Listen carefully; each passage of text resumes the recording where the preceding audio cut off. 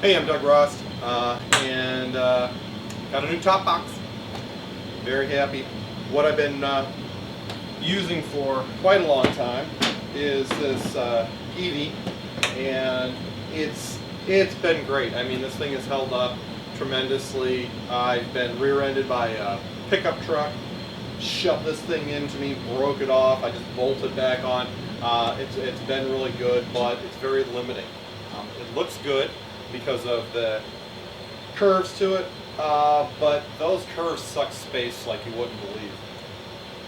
Every time I try to load this up with, I usually carry my food, my laptop, my cameras, stuff like that when I'm traveling in here, and these curves, they are very limiting with what you can get in here, and you're kind of building it almost in a mountain. On the bottom too, everything curves. Another thing I didn't like about it is when I'm traveling and I've got all my gear packed up here, you can't get in it. You try to open this and it bumps right into it, and I end up getting into it about that much. So that, and went on a ride last fall, came back, and the whole light assembly was gone. I don't know, wires were hanging. So time to get rid of that. Did a lot of searching, and what I found is this from Hepco Becker. It's their Explorer model, and I know it's more of an adventure GS style, but wait, still think it looks pretty good. What really sold me on this is this. Latches over here, opens to the side. This is the only box I have found that does this. And I know a lot of guys would not necessarily consider putting this GS type on more of a sport touring bike, but this thing is, I'm really excited. I think this is going to work great. I can be loaded up. I can get to all my stuff. When we're out doing our rallies and hitting the country roads, want to stop, get something to eat, get camera out, do whatever, full access. So I'm very excited about that. Much more squared off, but with these chamfered corners, it's got a little bit of a sleeker look. It doesn't look as boxy as a typical GS box that has the full 90-degree corners all around. You've got tie-down points. There are accessory rails so you can get to go across the top. And I think it's really pretty slick. It comes to the mounting though. So putting a non-BMW box on, well, this is a 2000 R1100 RT, with this rack system is a pain in the butt. What I did with the Givi is,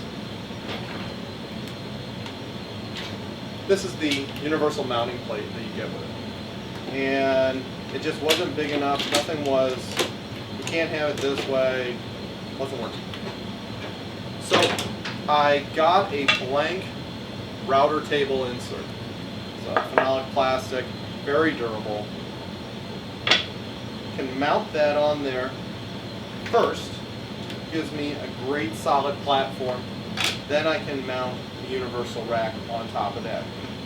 Worked like a charm. I ride 2-up with my wife. It's been plenty sturdy, no issues. Not overly crazy about all that's going on here, but I didn't have much choice. So now we come to the Hepco Becker. Now the rack that they have is very slick. You got a cover plate that goes on. This is the universal. This is not just for looks, this is actually part of the hold down. So the back of the box clicks in here, and then there's a latching mechanism that goes around here. This is just a cover for accessing the mounting hardware. Now, I can't necessarily mount this directly here because I won't be able to get to the latch because of this bar coming across here and this one here. So, here's what I'm thinking of doing. 4 bolts, 6 bolts, take this rack off. I've already taken out the others. So that releases the rack. If I take my plate and I mount it on here, put some spacers in here, bolts going all the way through, it'll be nice and clean. I can then bolt this directly to that, got it all leveled out. Then I can simply go through and cut out these sections, cleaning these sides up, giving me my space for the latch. And now, because this is raised up, I don't have any bars going across here. I'm going to have a ton of access to get in here. And this is what we're looking at. So this is the front, and you've got to access this latch. You've got to be able to put a key in there, pull this down, this latch comes up. It's very solid and secure, but you got to have the room to get to it. Another benefit of this rack that I really like is this bump stop. Take that off, you want to load something big on here. This is great. Good tie down point. So I got this at Moto Machines. Terrific to work with. I was really happy. I worked with Albert there, great guy. Really walked me through the paces and helped me. Great with explaining any concerns, questions I might have, figuring all that out. Going through all the accessories. Like I said, there's some top rails. There's top rails you can get for it. There's a drop-in bag. There's a backrest. What else? I think a carry handle. It's got two big handles on the side though. So, check out Moto Machines definitely, guys. And girls. So, now let's get figuring on the mounting of this and we'll see where it goes. The rack is finished and I'm very pleased with how it turned out. It is very secure and I think it ended up with a much cleaner finish than what I had on before. There's plenty of room underneath here for the latch mechanism to come down and grab onto the mounting plate, and plenty of room to get my hand in there to put the key in to work it. To mount it, I have two bolts going through this mounting plate that I used a router table insert for, and those go into the rack that is part of the bike. In the back, underneath this cover, there are two bolts that go down through tubes, extension tubes that I made, that go into the threaded nut that is part of this mounting section here.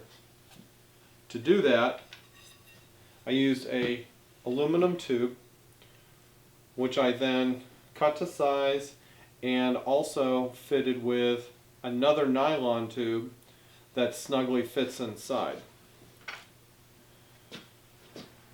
The bolt then goes through the nylon tube and through the aluminum tube. And the reason I did that is so that there wasn't any rattling, and so that when I have this mounted here and I want to put any kind of rock strap against it to pull on it, it's not going to pull this into the bolt. I also put a countersink in the underside of the plate for the aluminum tube to go up into. Then I simply powder coated it and we have a good clean finish. There is mounting bolts underneath this panel that then hold the rack onto the mounting plate itself. With the top box, it slides in. There's two areas that hook underneath here, and then the latch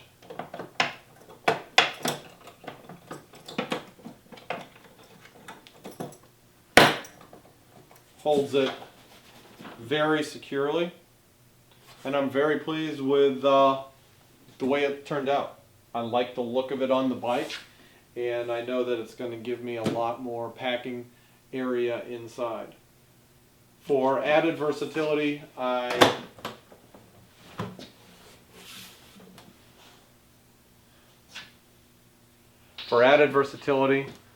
I put in a USB charging port.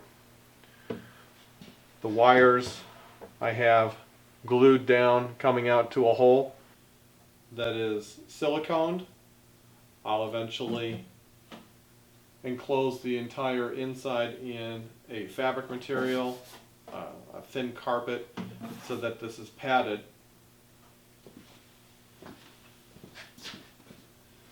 The whip comes out with a quick connect that goes underneath here and plugs right into a wire coming out from underneath the seat. This way I can charge cameras, phones, and have them locked inside the case when I'm doing so. So I'm very pleased with the way this turned out. I really like the looks of it.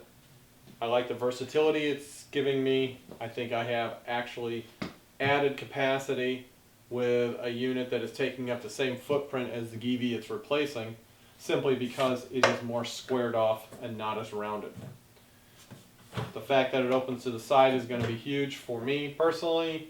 With all my camping gear, to be able to have full access is a real plus.